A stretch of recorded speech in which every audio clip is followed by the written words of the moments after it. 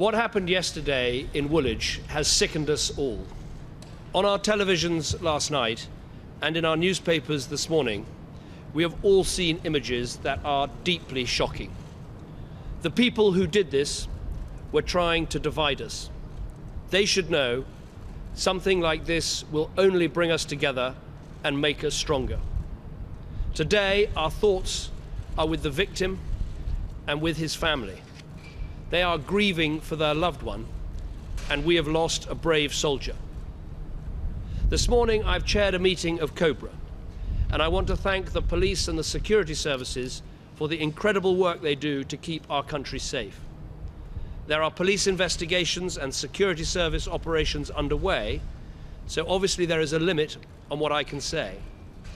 But already a number of things are clear. First, this country will be absolutely resolute in its stand against violent extremism and terror. We will never give in to terror or terrorism in any of its forms. Second, this view is shared by every community in our country.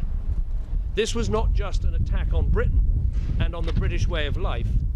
It was also a betrayal of Islam and of the Muslim communities who give so much to our country. There is nothing in Islam that justifies this truly dreadful act. We will defeat violent extremism by standing together, by backing our police and its security services, and above all by challenging the poisonous narrative of extremism on which this violence feeds. Britain works with our international partners to make the world safe from terrorism. Terrorism that has taken more Muslim lives than any other religion.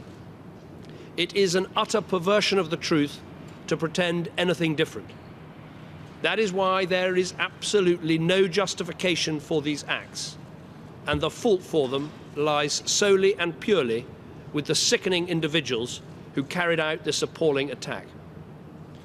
Confronting extremism is a job for us all, and the fact that our communities will unite in doing this was vividly demonstrated by the brave Cub Pack leader, Ingrid Kennett, who confronted one of the attackers on the streets of Woolwich yesterday afternoon.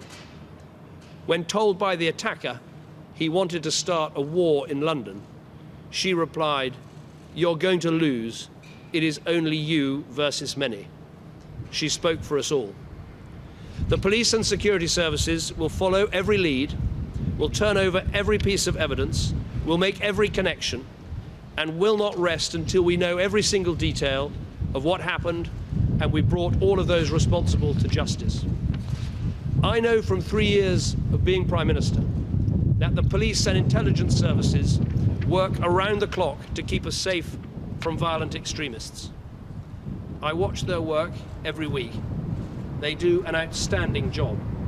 They show incredible heroism, much of which cannot be reported. They have my staunch support and the support of the whole country. The point that the two suspects in this horrific attack were known to the security services has been widely reported. You would not expect me to comment on this when a criminal investigation is ongoing. But what I can say is this.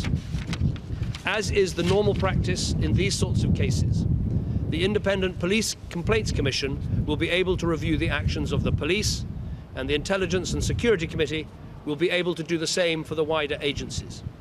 But nothing should be done to get in the way of their absolutely vital work.